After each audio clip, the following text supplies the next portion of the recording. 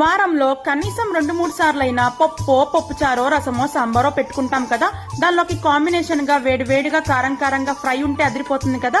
ఈ విధంగా ఇవాళ రెసిపీ వచ్చేసి కోడిగుడ్డు వెల్లుల్లి కారం అండి. 4 కోడిగుడ్లు తీసుకొని 2 స్లైసెస్ గా కట్ చేసి తీసుకోండి. మిక్సీ జార్ లోకి 10-12 వెల్లుల్లిపాయ రెబ్బలు అయితే యాడ్ చేసుకోవాలి. ఇందులోకి 1.5 స్పూన్ వరకు కారం అయితే యాడ్ చేసుకోవాలండి.